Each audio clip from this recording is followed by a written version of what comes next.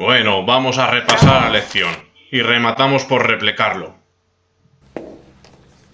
Aviller, o Chistavín ye aragonés, Corborán, Sí, o Chistavín en ye. y o Patuesque, también ye aragonés, Esparial.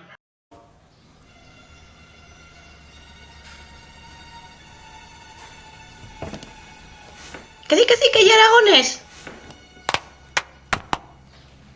Y o Belsetán Garcetón. Sí, Mos Eliser, o Belsetán pro que sí que hay aragonés. Muy bien. Ayora, si o Chistavín ye aragonés, o Patues ye aragonés, y o Belsetán también ye aragonés. ¿L'aragonés ye un dialecto do castellán? ¿Petinto? Sí. No. Sí. No sé.